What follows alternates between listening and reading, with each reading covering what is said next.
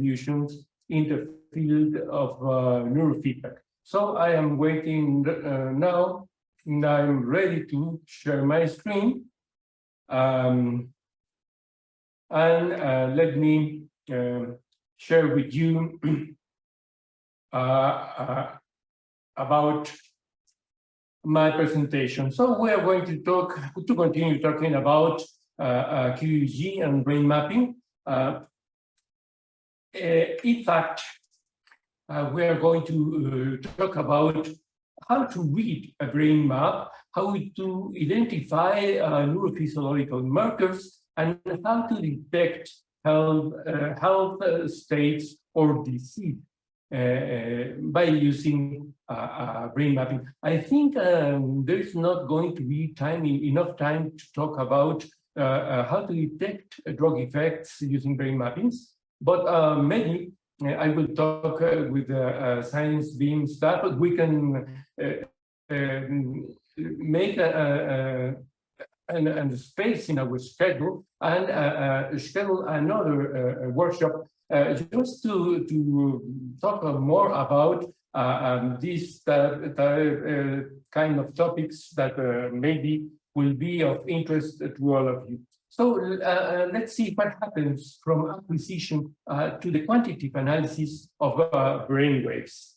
We are going to talk about the use of the color in the brain maps. Why is so colored? We are going to talk about the specific neurophysiological markers, both in neurofeedback and also in clinical neurophysiology, and how to use neurophysiological markers in diagnosis. In the screen, we're looking at one of the many types of EEG spectrum. This is from NeuroGuide software also, and it is called joint time frequency analysis.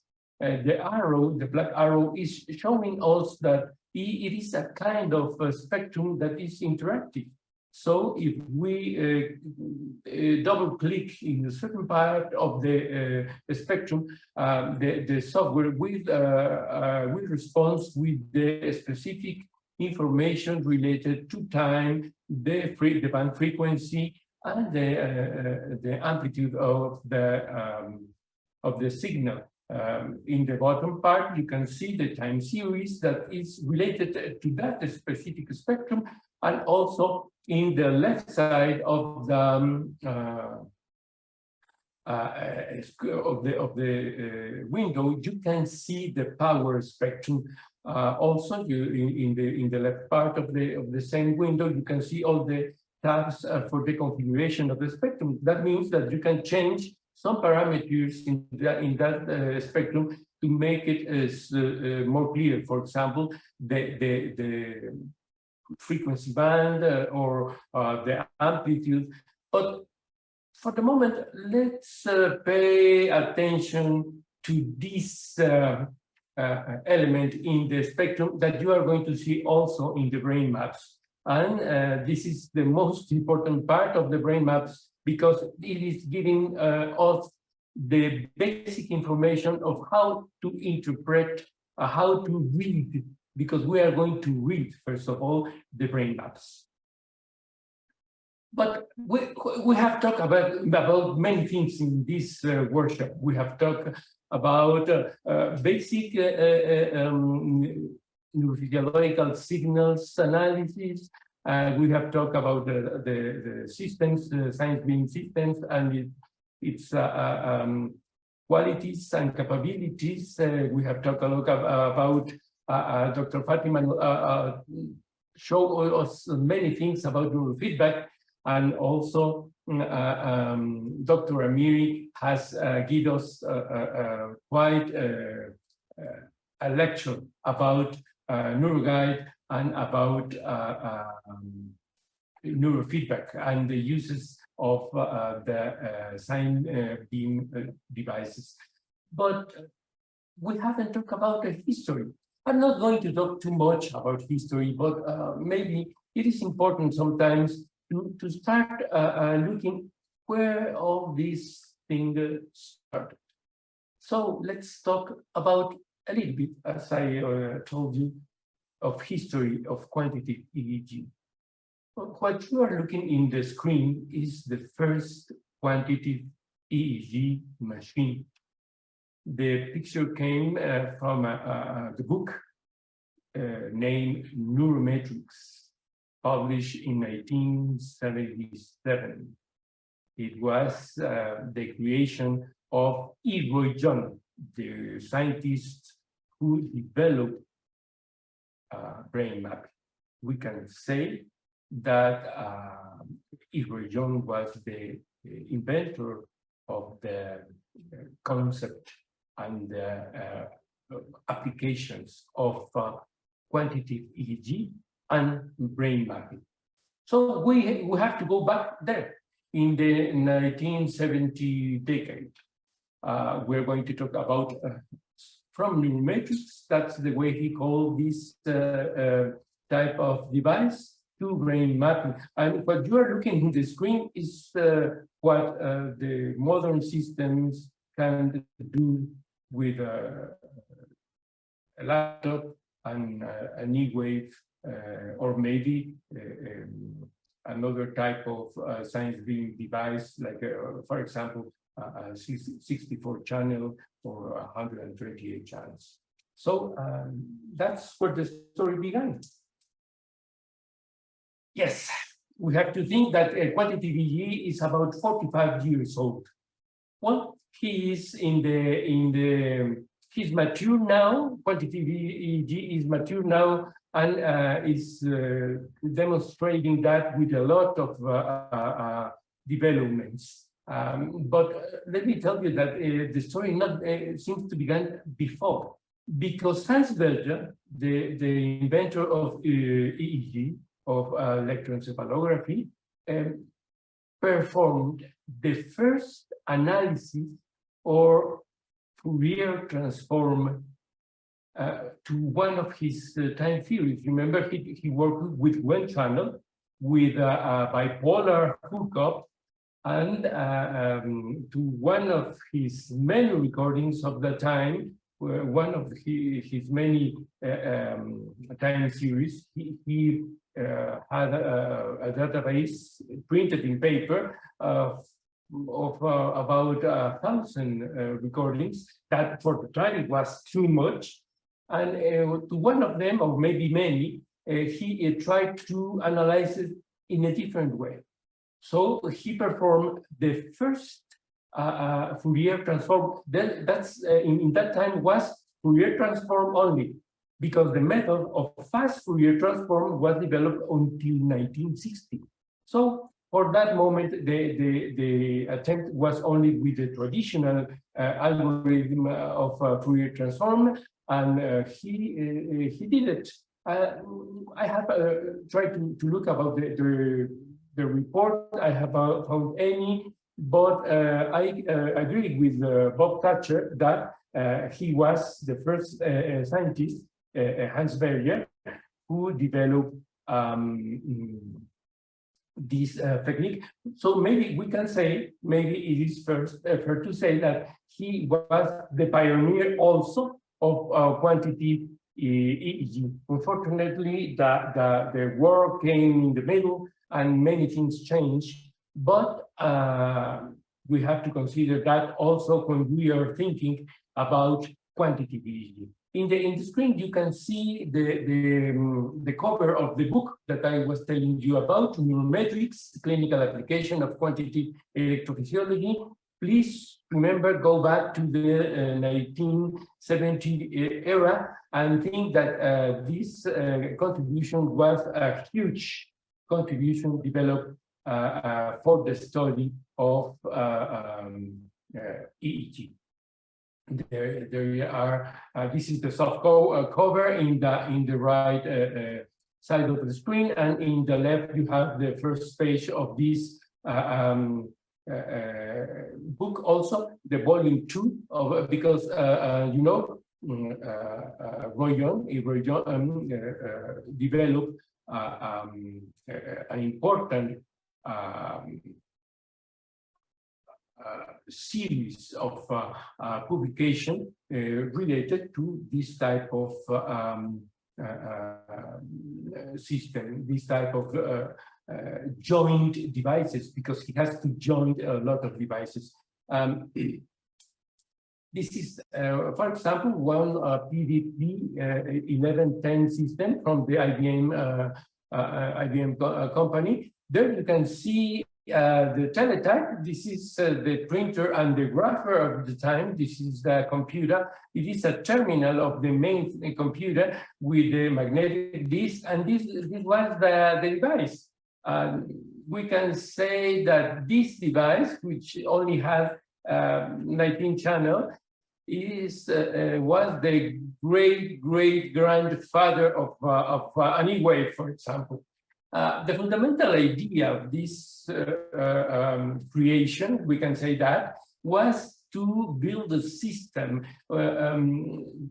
that with the attempt to use neurochemical, neurophysiological, neuropharmacological, and neuropsychological data to, in order to build a complete functional overview of cerebral processes involved in the mediation of the so-called, in those days, superior functions. Now, we talk about superior functions in many different ways because the cerebral cortex has been studied a lot.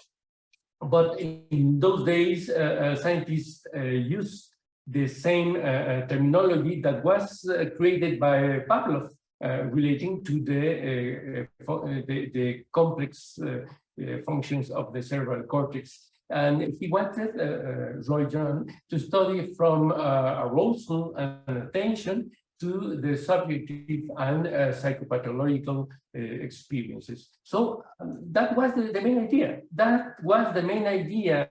It was a central computer by IBM also. It was a PDP 11.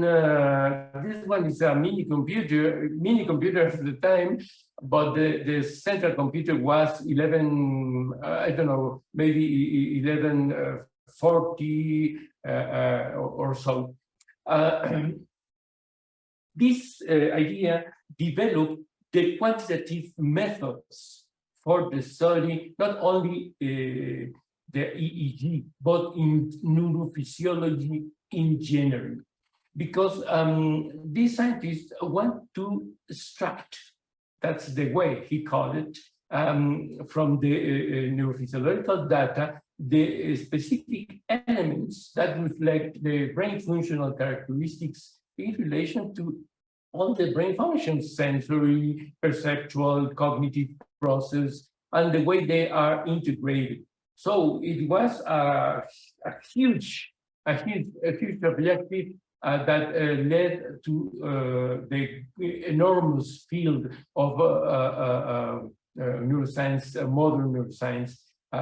We can also say that this scientist was the father of neuroinformatics, at least applied to neurophysiology. This is the original diagram of the flow diagram of the system. With costs, he in his book published the cost of each element of his creation. That went a lot of time working with generating many areas of application and too much knowledge, which is the main purpose of science.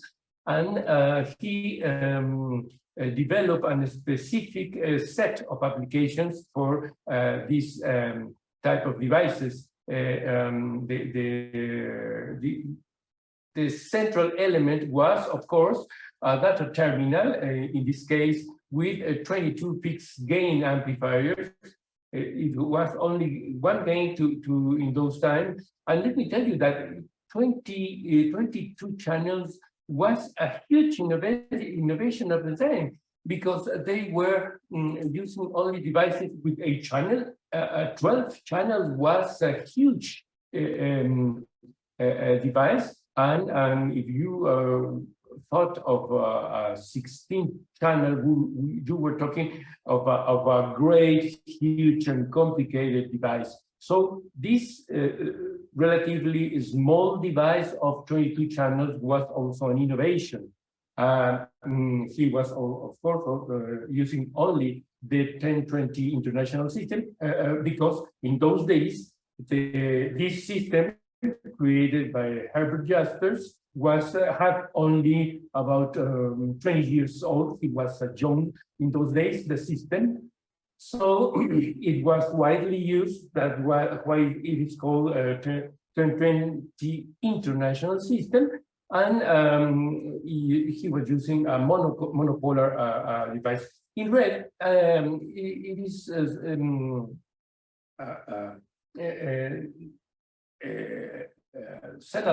analyze all the elements that were added to the traditional EEG recordings. As you can see, almost everything, because this device was digital. This device did not have paper. All the other devices, besides this one, use paper to print the time series that came from the brain. But this was the first digital system. So there was no paper. Everything was with electronic systems. This all the process was held by that IBM computer that I showed you. This, for example, of this series of the time, this is in 1984, Functional Neuroscience, Neurometric Assessments of Brain Dysfunction in Neurological Patients, wrote by Dr. Talia Harmony, that happens to be my professor, and made huge contributions to the field in the study of brain dysfunctions related to learning disorders and developmental disorders. He is a great scientist, and this volume was entirely wrote by her. And the time went on, and there was different type of advances. Here you are looking one of them, one of the areas in neurophysiology that was pretty enriched with this type of new technology of the time was the study of the sleep.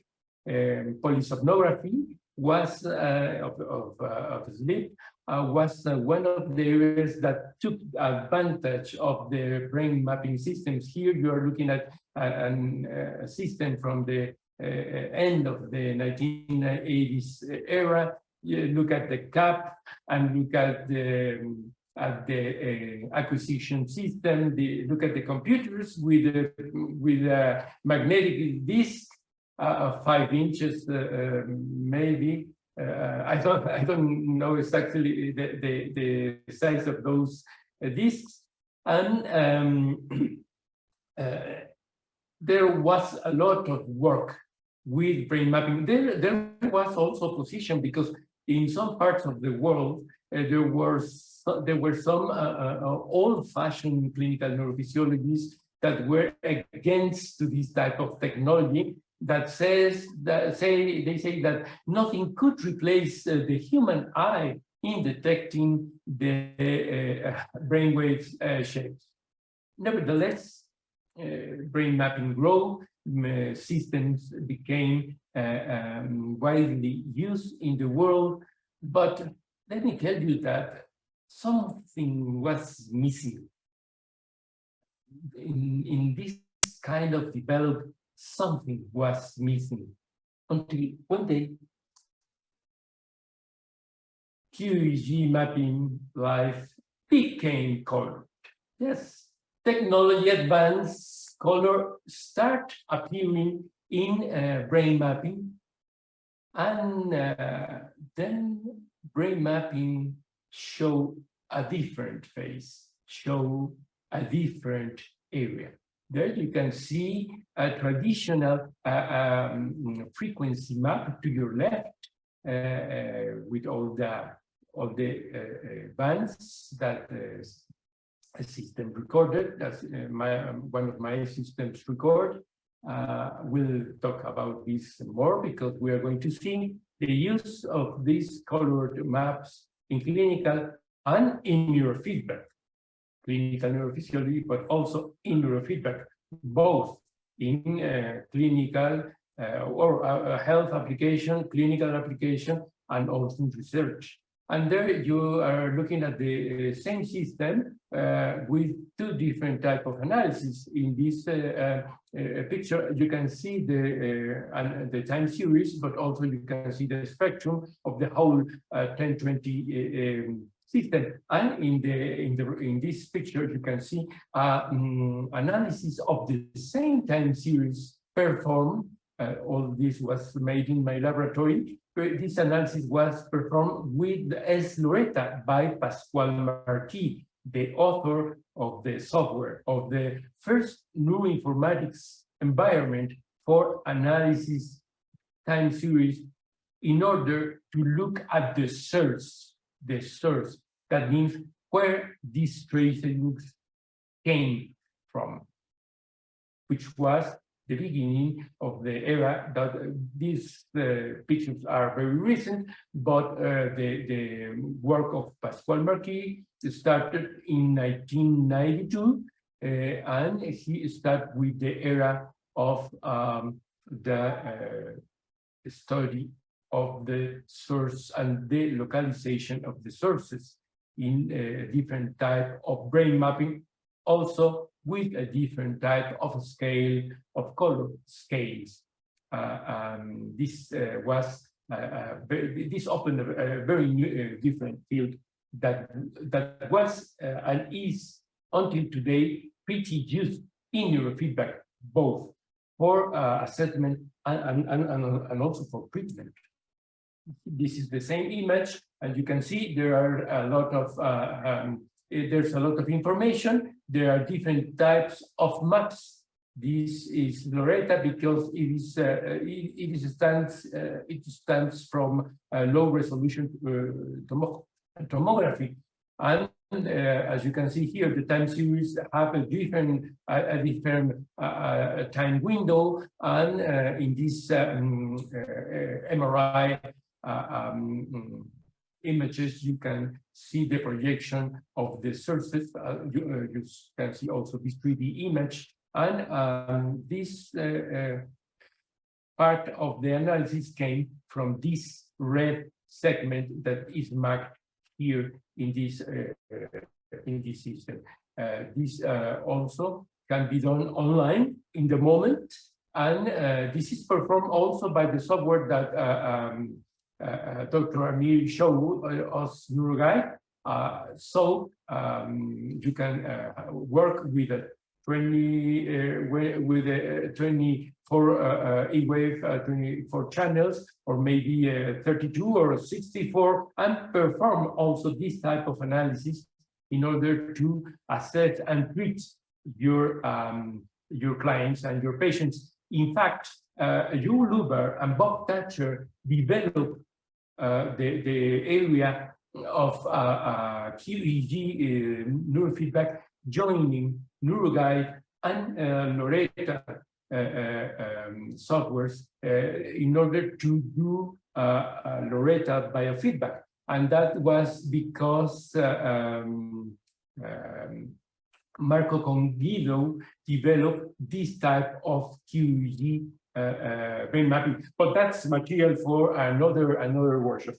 So what is inside a brain QEEG report? Well, we have a general organization of this type of report. Besides the time series, we have frequency map. Well, the general organization, we also have frequency maps. We have amplitude maps. We have coherency maps, frequency and amplitude spectrums, and also local spectrum. In the picture, you can see the recreation of the cerebral cortex and the head shape from the original MRI of the subway, and the cap used for some recordings that I made in this year. This is under the brainstorm neuroinformatics environment, and you begin to see the colors. There are different colors that are related to some specific characteristics of the brainwaves. So after working with, after acquisition, an EEG, after we have this, we have all the time series with different type of brainwaves, different type of shapes, different types of amplitude. In each one, we have different type of artifacts also, like for example, this one, which is an eye blink, and another one here, because this was a nice open recording, and there is a lot of information there. It is a simple brain mapping of 19 channels with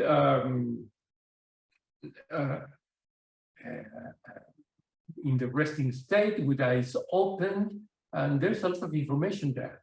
But there's no enough time to understand what is happening in all that set of information. The general organization of brain mapping did not begin in the research laboratory, not in neurofeedback. It began in a certain part of clinical neurophysiology, because at the same time, some clinical neurophysiologists were against brain mapping. There was another strong or more young neurophysiologists that were interested in the new technology. So besides the graphic element and the identification and diagnosis of epilepsy according to the graphic elements, distinctive elements of the epilepsy in this type of analog traces. These time series are also called analog traces. These other specialists, neurophysiologists, began to develop a special kind of new visual language for the general EEG description. So when you look at the brain map, you have to think this is a specific language. The machine is talking to me in its language to tell me how is the organization of the time series of this specific person. This visual language was developed in a way to express how the brainwaves behave in a particular moment, but also it is a specific language that was developed with the idea to synthesize enough information with the EEG time series characteristics, like frequency, like amplitude, like spatial distribution, which is also very important. You know, when we are speaking about EEG, we have to consider two things. And we have two elements that are very important. One is the temporal distribution, and the other one is the spatial distribution of the brain signals. The EEG is an excellent method to describe the temporal distribution of the brainwaves behavior, but it fails to tell us too much about the spatial distribution. As you can see in many channels in this, again, simple recording of 19 channels, they are pretty similar. And although they are in different parts of the head. T4, for example, is in the right side of the head. T5 is in the left side of the head, both temporal, but they are opposites. The same happens with P3, P6, P4. So, but the the tracings have the same shape. That is because of the poor spatial distribution of the analog EEG recordings. So that was another necessity to understand the spatial distribution of the EEG waves, and that's one of the many reasons why this special visual language was developed. This language was creating a specific way of communication, and that was color codes criteria, color codes scales that were used to describe different type of EEG feature, like, for example, as I told you, amplitude, frequency, and also the spatial distribution, coherency, coherence, synchrony, asymmetry, and in more recent applications, for example, the ones that you saw in Uruguay, the way that a certain type of EEG waves are characterized according to normative databases. But let's take a look at a simple brain map like this one. This is a frequency map. First of all, well, they are colored, they are beautiful, they are catchy. You look at a brain map and you want to look at in more detail, and if you have never seen one brain map, you say, oh my God, what is this? Well, first of all, forget about it and think of this. This is the most important part. The rest is intuitive, but the most important part that happens to be ignored for most of the people, because the color heads are very catchy, as I already told you. Well, everybody forgets about this basic element of the brain maps, the scale. What is the scale telling me? Well, the scale is telling me how to read. This is the language. How to read a brain map. The other things are labels. Were common and others not so common. So here, the person that did this brain map decided to set the scale in this range from 0 to 7 microvolts. Why? Because he was studying a specific amplitude with maybe the eyes closed. I don't remember when I did this, but sure it was with the eyes closed, and it is a segment of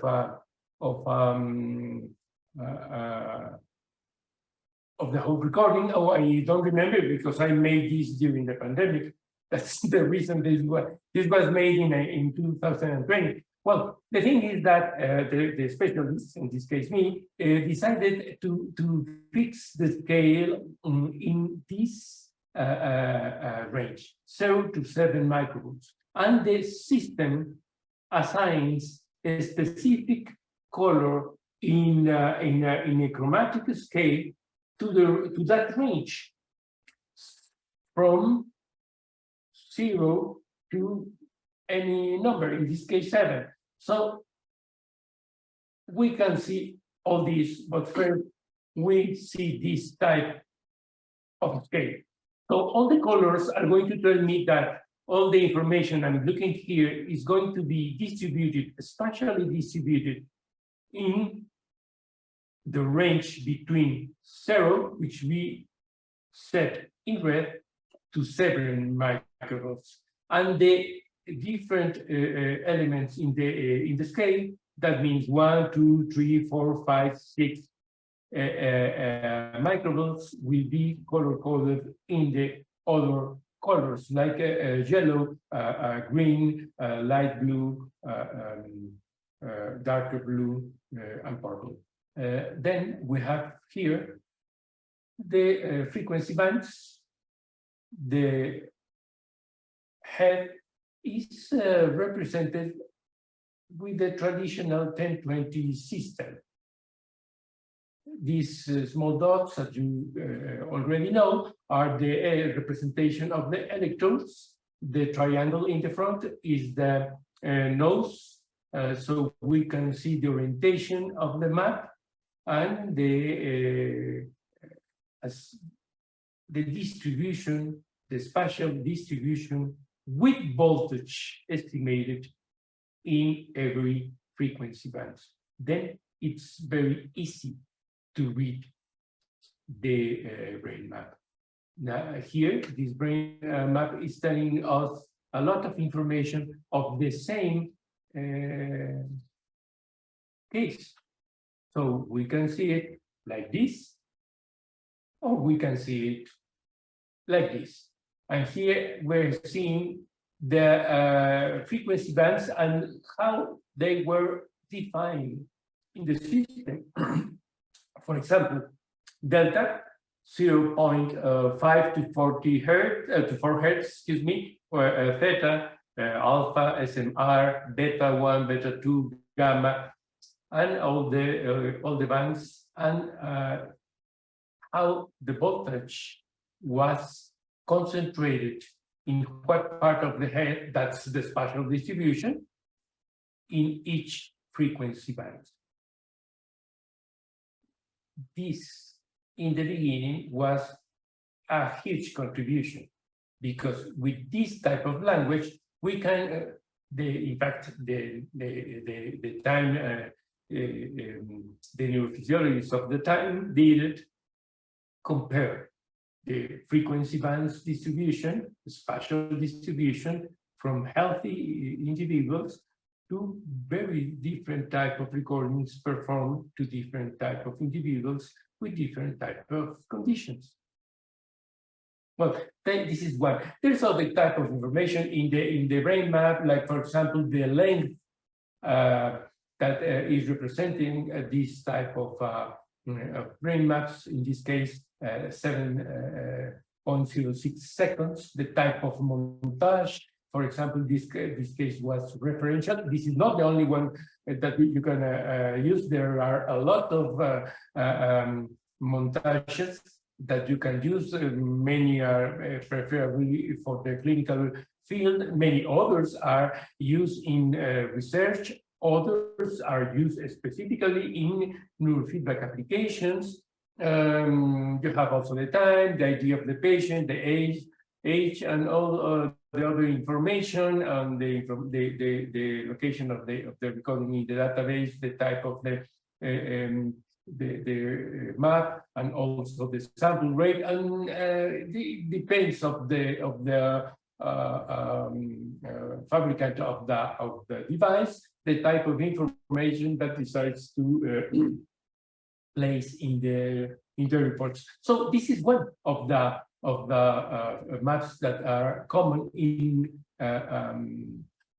clinical neurophysiology. And why is important for me if I am going to work in neurofeedback? Well, it is important because many of my patients are going to come to me with this type of studies.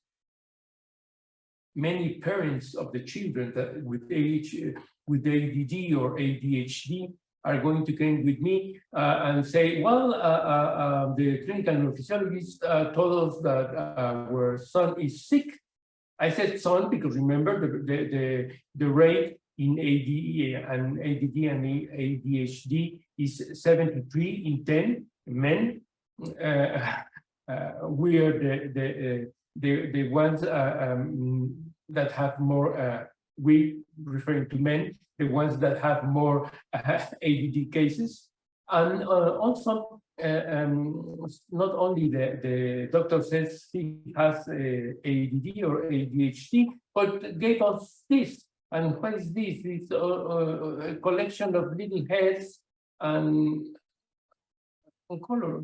What is this? So you have to take this and read it and explain to your patients. And not only that, you have to use this, your device. And if you have NeuroGuide, You have to do your own assessment of your client or your patient to develop the specific treatment. So that's the reason why it is important to read clinical and also neurofeedback brain mapping. There's here we have the same image. You can see all the information that I told you about. And anytime when you see a brain map, first of all, look at this. Here is the whole basic information you need to know. The second, you have to read about the condition. It was eyes closed, eyes open. It was here, eyes closed, but I hide the name of the patient. So, but it was here the name of the patient and also the condition. And when you read this scale and the condition on in which the EEG recording was made, then you start analyzing and reading this type. You do not interpret, you read, which is very different. You can say, well, there was a huge concentration of voltage of delta waves in these areas.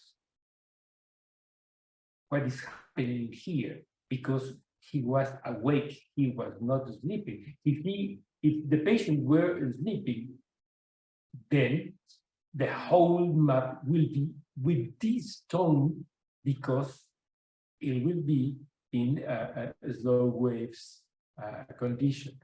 The reason that I'm saying he's awake is because the relation of these two bands, there is an important amount of huge concentration of voltage of delta waves, and also a medial concentration of voltage of theta, which is too much voltage of these two slow waves that we're going to talk about later, if we have time. Hope we have, and we are going to see what that means. There's another type of maps. The characteristics are more or less the same. This is the local coherency. This information is going to tell us more things about that brain if we join the information of this map to the other. This is the local coherency. We can also have interhemispheric coherency. Coherency is one measure. Coherence is another measure. With clinical neurophysiology, you study coherency. And with a neuroguide and in neurofeedback, you study coherence. There are two different types of measures. We can see that the coherency, that means that there are the relation of the brain waves in a certain place are the same and has a certain degree of agreement, certain degree of relation of concordancy. That means that has the same spatial temporal distribution and sometimes the same amount of power of voltage. In this case, coherency is measured upon percentage. The unit of measure is percentage. And here the specialist forced the system to tell information about the minimum of coherence, because in the long study, in the whole study, he was looking, in this case me, I was looking for different stages of coherency in different moments of the record. As you can see, there is an important coherency of alpha, theta, and a great amount of delta. Remember, this was awake condition recording with eyes closed. That means something is functionally bad in this brain. Well, this is another kind of map. Now it's much more easier to read it because, okay, there are beautiful color head, but first of all, I look at the scale. The scale has different unit measures here. In this case, it's percentage because coherence is measuring percentage of the relation of a specific brainwave in between a specific zone or between the hemispheres. A more complicated but also important, a very important type of map, which is also used in clinical neurophysiology, is amplitude maps. Now, amplitude maps have a different type of organization. First of all, they give us information of the time series in a measure which is called peak to peak.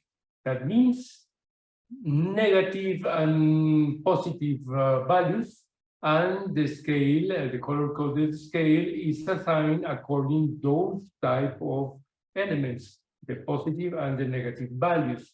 And the units of measure is different in this case. We are still looking at milliseconds, the time.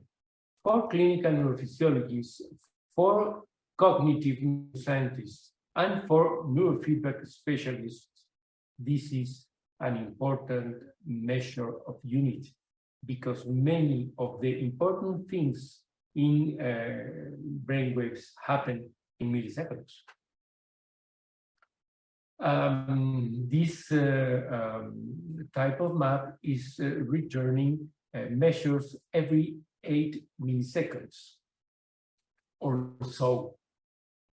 And we can see the local distribution of the amplitude in a different scale.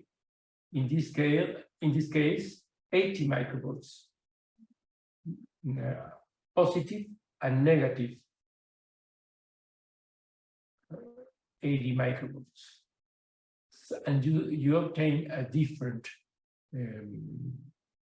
distribution of the voltage.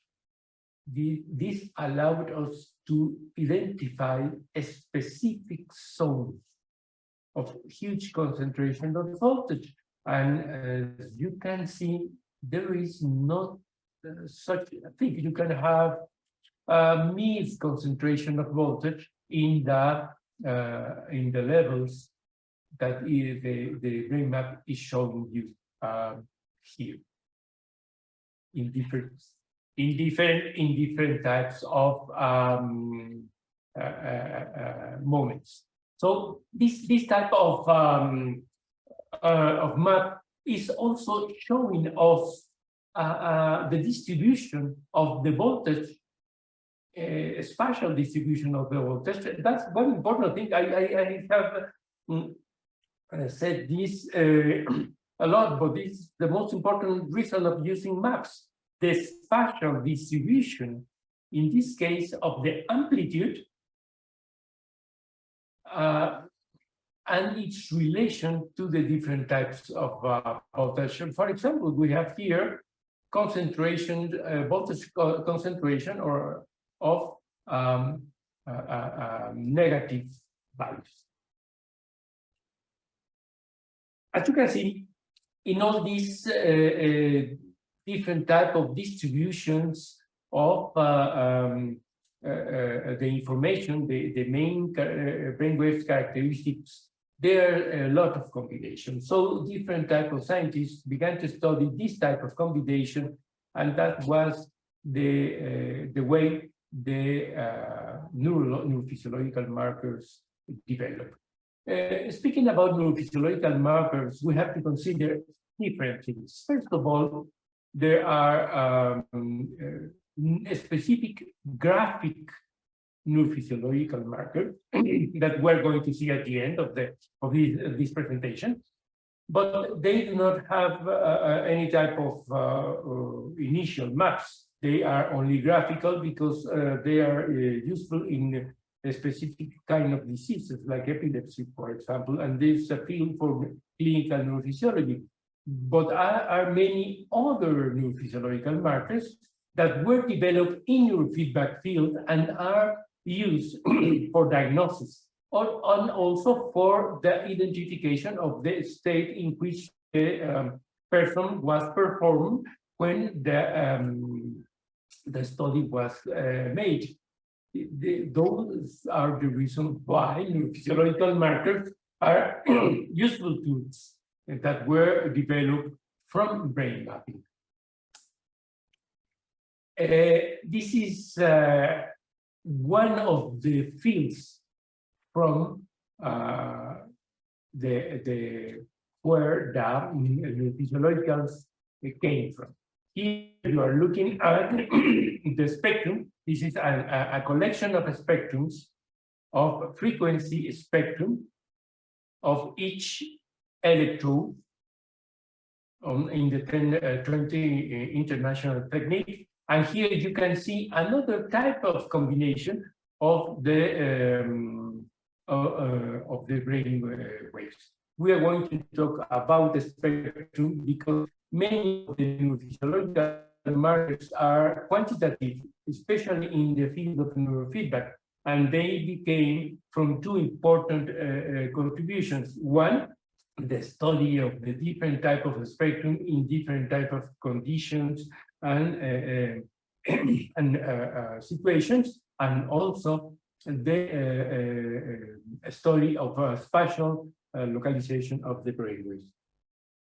We can have this global spectrum, and we can also have this local spectrum with a specific measures related to the different type of voltages in the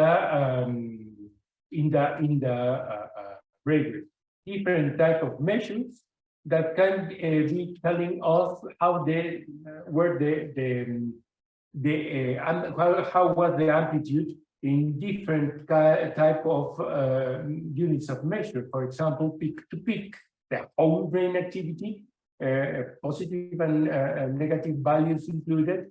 The principal value in hertz. For example, here we have the main 12 hertz, but we also have a 9.9 hertz. So it seems that between and the mean is more or less the same. With this type of voltage, 89 microvolts peak to peak, that means that this person was probably with the eyes closed and the electrode was P3. So it was in the parietal zone.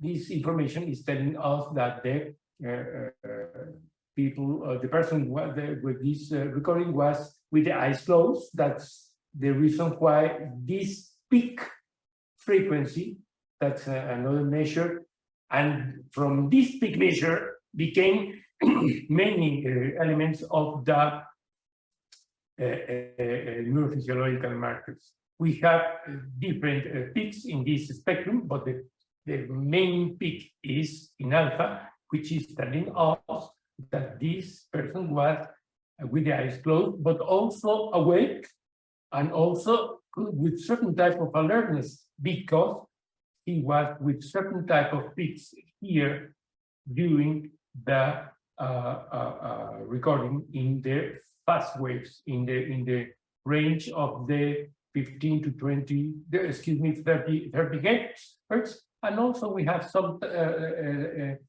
peak here in delta, which probably came from saccades or iodines. The spectral analysis have some parametric elements that we have to begin to learn and to even memorize, because there are the elements that are some of the basis of the ratio, which is one of the bases of the neurophysiological markers. For example, in the first session or the second session, Dr. Fatima told us about the ratio, the theta-beta ratio. The theta-beta ratio is an important measure approved by FDA in America since 2013 for the diagnosis of ADD and ADHD, and it is a relation of the absolute or relative power. So when you see a power ratio, you have to ask, is it absolute or relative power of the bands? And this type of parametric elements are calculated as the slide is telling us.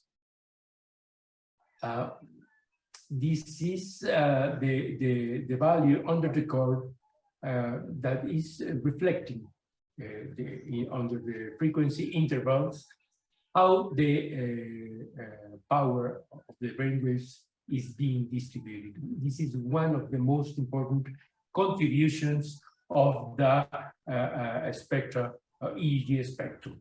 And also the relative power, which is calculated in the way this little expression is telling us.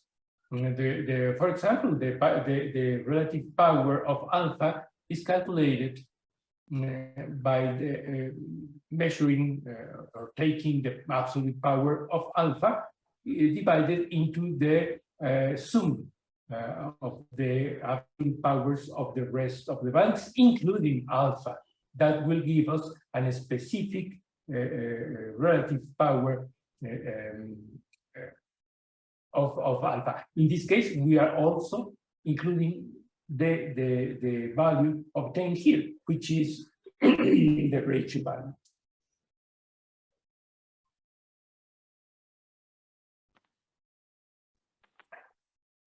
Then, in this case, sorry for that, in this case, we can see that from a specific set of brainwaves or time series, we can obtain the coherency maps, but also we can obtain the local spectrum that is telling us the way this a specific trace has behaved. And the many bands that are inside this specific trace, because at first sight, you can see, well, this is only alpha. This is analog tracings of alpha. But if you use the quantitative analysis, you can see there is not only alpha. Alpha is predominant, yes, it's the peak frequency, yes, but there are many other frequencies inside this tracing. That's another important contribution of brain mapping, but also contribution of neurophysiological markers, because from this you can compare all the values. Ratio at the end of the day, ratio means values comparison. That's all. So we can calculate the ratios and conclude about the ratios between delta and theta, theta and alpha, alpha, theta and delta, alpha and beta, theta and beta, and have a different type of combinations and graphical expressions of this type of ratio with numerical proportion of the ratio. Just checking up the numbers, you can see that the predominant value will be always in percentages of ratio will be alpha because of the amount of voltage in the gross measure peak to peak. That's a neurophysiological marker. This is a neurophysiological marker. These are neurophysiological markers. The comparison, for example, between these to these or these to these are another type of neurophysiological markers. Well, this is the same example, more widely expressed in graphical. As you can see, there is not too much color, but there is too much information here. That's the reason why, after this type of basic analysis of brainwaves, another type of brain mappings were developed in more complex neuroinformatics environments that we're going to see tomorrow. There's another analysis. Here you can see the online spectrum analysis with a different type of elements in the same graphic, and here you can begin to compare the amplitudes. Here you can observe the area under the curve that you can use as an eye-side comparison of all these values. The system is giving you the voltage, also the frequency in the place where you in the point where you place the cursor, that is marked with this vertical line, and you can analyze in more detail the whole spatial distribution of one or many frequencies. There is a collection of neurophysiological markers. What do you see here? Well, we can see many things. First of all, we can see that we have a low range of frequency. The frequency bands are only with low pass of 25 hertz. So many hertz are missing. Well, we can see the type of recordings, referential. We can see that there is only one segment of the recording. There are not more. If there were more, the system will tell us how many more. We can see also a huge peak here. Well, if there are 25 hertz, maybe here are 10 hertz. Well, yes, because here are 20.7 hertz. No, 3.5 hertz, 2.7 microvolts. So maybe these are 10 hertz. And this is the parietal, temporal, occipital zone. So these presumably 10 hertz are with a huge voltage, which is decreasing in the central area and is becoming more lower to the front. Yes, another case with eyes closed. And with certain type of asymmetry, because if you see there are low values here of alpha and higher values here. But another type of asymmetry is very important. Alpha asymmetry in the frontal area, which happens to be a neurophysiological marker of depression that is called alpha asymmetry, and was one of the huge contributions of neurofeedback specialists. One of them, Elsa Baer, and her group that made this enormous contribution as developing this specific neurophysiological marker for depression diagnosis. So when you see this type of information, you have to analyze it very carefully. In the case of the spectrum, they are widely known. Many of us in the field know it is a perfect language. It's the natural language of communication, the characteristic of brainwaves. So you can see many things about this for using the same type of parameters, frequency, bands, and voltage, which is a specific way of looking at the brainwaves. The neurophysiological, the great amount of neurophysiological markers came from this type of analysis, the spectrum. And why is that? Well, that is because from the The time domain, which is the analysis, the eyesight analysis of the time series in paper, this type of analysis convert the way we were looking at the brainwaves into the frequency domain and start visualizing the recordings according to the distribution of voltage. It could be voltage, it could be any other type of measure, as long as it is properly demonstrated to be useful in a certain way that we can understand how that measure, in this case voltage or power, was assigned, naturally assigned to every frequency. And when I say every frequency, I mean not the band, not the whole band, but each element. In fact, fractions of the element in frequency.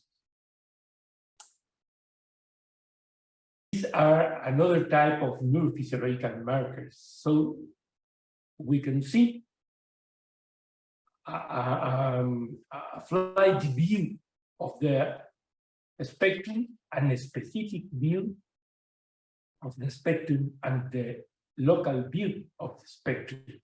And from that, obtaining different type of neurophysiological markers. And that's only from the analysis of the raw signal that will give us enough material to work in neurofeedback. And also we have these numbers, which are very important because we are having here a lot of information. This came from the spectrum. This is the spectrum in numbers, and this is where we can obtain different type of ratios of interest, depending of the type of measure we want to obtain. Magnitude, for example, in percentages, main and mean frequencies, magnitude, for example, in microvolts. And another way to look at the brainwaves and to search for neurophysiological markers was developed by Pascual Marquis from the Keynote Institute in Switzerland. Here you are looking at a video recording from performed with some device, and here you are looking, well, it is in Spanish, but I am going to translate it. Block 1, because it is a segment that you mark with the system, a segment of interest, in this case because of the alpha tracings, and it says here, eyes closed, but you can use this time series to look at them and its distribution in the low tomography images, low resolution tomography images. And there you can see how the alpha waves are distributed with a specific type of distribution, which is called the anterior-posterior gradient, which happens to be developed by clinical neurophysiologists, but is useful to everybody. Is a property of the humanity, this concept, because it is useful in cognitive research, in basic research in neurophysiology, is useful in clinical neurophysiology, and of course, is very useful in neurofeedback, because when you have an anxiety disorder, you are going to see pretty hard disturbances in this type of gradient, anterior-posterior, and with neurofeedback, you have to restore this gradient. That's the use of neurofeedback.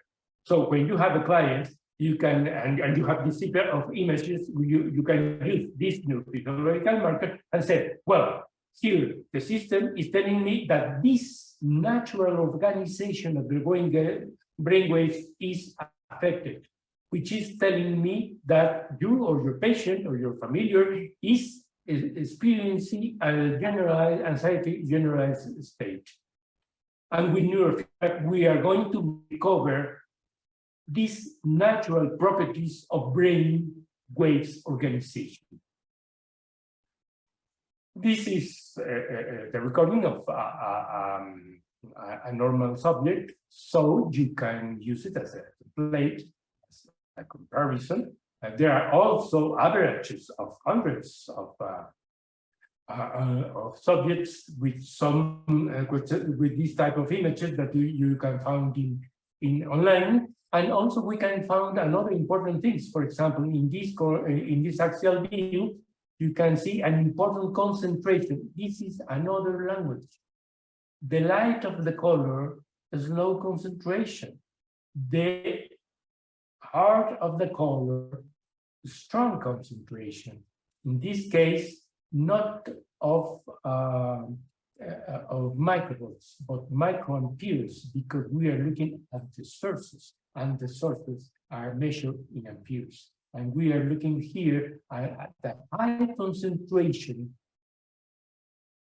in the precuneus, which happens to be in the Rodman area number 7 in the parietal lobe, and which happens to be the place where the alpha waves are created. This is an axial view, a sagittal view, and a coronal view. And we, in the coronal view, we also see another third of alpha tracings. And why alpha tracings? Because we select alpha waves in the raw signal. This is called raw signal. It doesn't matter, it's quantitative, and it is acquired by a digital system. It is raw because it hasn't been processed yet. Here it is not raw. This is analysis. This is another neurophysiological marker useful for everything: health, sickness, in neurofeedback, in clinical neurophysiology, in research laboratories, for studying one specific brain state, which is called brain state, resting state of the brain, and also the specific state with no information processing. It means that there is no information, which is also called the default state. Now, let's look how this type of neurophysiological markers are performed. Well, first of all, this is one channel recording. It doesn't matter. There are many others channels available. There was performed only one channel. There's a lot of information on this time series, as we already know. We have also EKG and EOG recordings. But we select a specific trace in the whole recording. We look at the local spectrum. That is a confirmation that it is a record performed with eyes closed, with a huge dominance of alpha in peak-to-peak measure, but also we look at the sources of these neurophysiological markers that happens to be in FC. Why here? Well, because we only made one recording, but it's easier to understand where neurophysiological markers came from when we have less channels and then generalize the information to the other channels. So that's the reason why this analysis was performed This analysis was performed in another neuroinformatics environment, and we are looking here at the measure in a logarithmic scale. And you see the information. I'm going to amplify this. Let me see if I can. Well, it seems I'm not, but I'm not able to do it.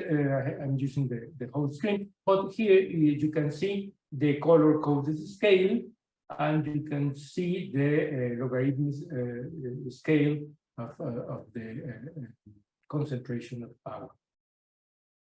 You can see the central source and how the excuse me, how the sources were spreading the frequency all over the brain, including the bottom parts of the brain. That's one of the reasons why this is only with 32 channels. But as you can see, the projections of the alpha traces are under the brain, in the bottom part of the brain. That's one of the many reasons the geodesical recording caps was developed to cover many parts of the head, including the bottom under parts of the brain. So here we're looking at different type of neurophysiological markers. The natural one, which is the raw signal, the local spectrum, which is the conversion of this time domain to this frequency domain with very specific and important information, and the calculation of the origin of these traces that we happen to know before, because we know that we're only in one side. So we know where they came from, but not very precise is where they came from and where they go to. So this is why neurophysiological markers in many ways are so important. This is another type of neurophysiological, these are another parts of neurophysiological markers.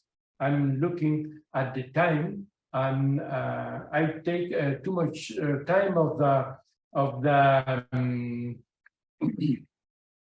the presentation, and I have not finished yet. I don't know if you have some question, because it is late. It is almost, I take almost 1 hour and a half. We are going to talk more about all these tomorrow. So maybe I will stop sharing my screen for this moment and see if some of you have any questions. I will gladly address them. If not, we'll see each other tomorrow. So please let me know.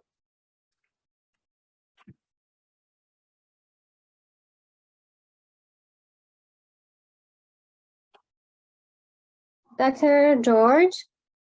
Yeah. Yes, thank you so much for a very informative presentation. I just have one question about the software for analysis that you use. Is that Loretta software? Am I correct? Yes, you see two different types of software. You see the online analysis was with Loretta Key, the original one, because the system is built that way, the software of the device. And it is the original Loretta Key from Pascual Marquis of 1992. Then you see another type of analysis with S. Loretta from the same scientists. And the last one that you saw for the analysis of alpha traces in FCIT site is also Loretta software, but as Loretta analysis, but not the software. It is in another informatic environment, which is called Brainstorm from McGill University, and Tadel and Valiet and Cole. That is another type of analysis. We're going to talk more about that tomorrow. Okay, yes, very good. So, yes. Thank you so much for the information, because I was just checking some of the analysis system you mentioned about the fast Fourier transform. I actually study about different feature extraction methods that we can use for EEG data, such as continuous valve transform, or the other type of transform for feature extraction, like independent component analysis, or I see, yes. Well, tomorrow we're going to talk about that a little bit, because it is a huge universe of information in that field. But yes, there are many other methods for extraction of information. But since we were talking in this part of the workshop about maps and the way maps are built and neurophysiological markers, but for example, ICA components analysis or PCA analysis give you a lot of neurophysiological markers, but the different type, and are used for different purposes. For example, they can be used for cleaning the recordings, but they can be also used for analyzing the different type of perturbation related to evoke responses to ERPs. So they are widely used, but first we have to know what is a neurophysiological marker, and then to learn how to use it.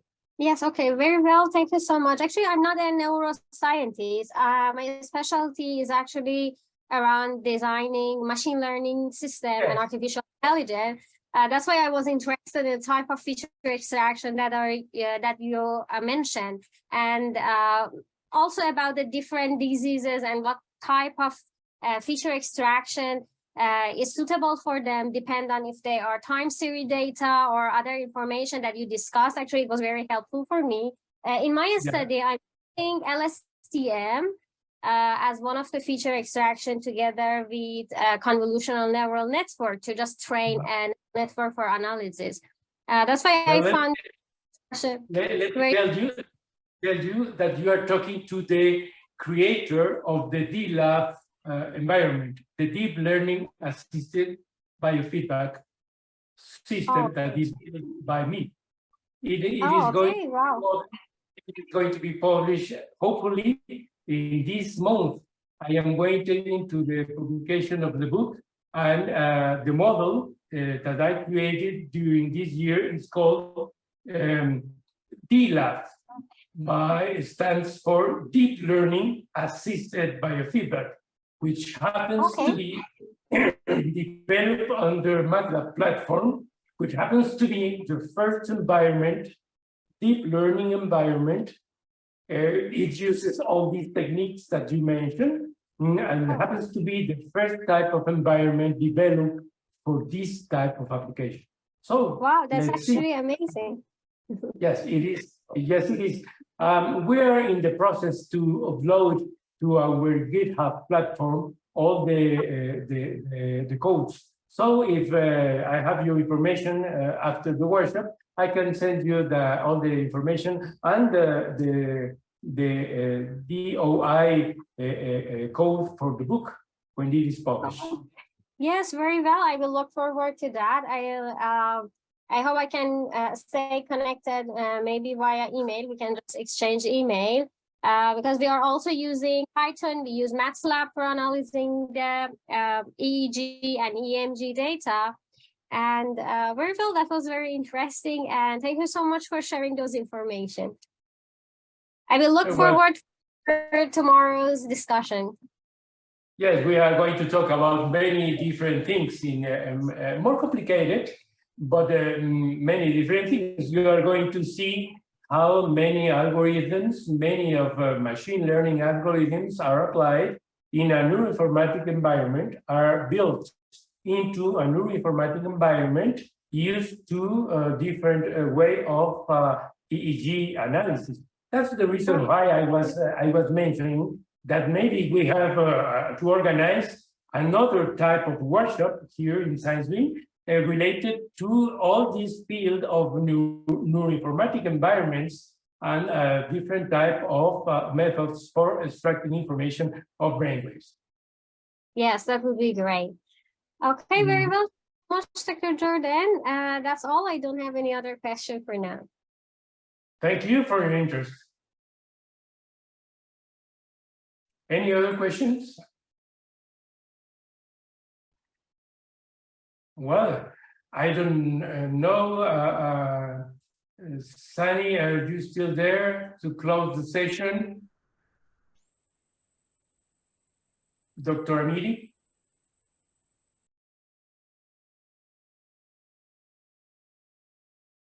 Well, the session is closed. Any of you have another questions?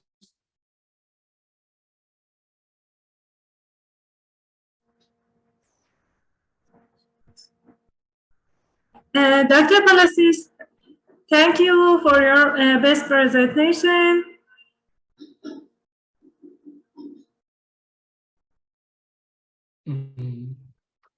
Yes, thank you. Thanks a lot. Thank you.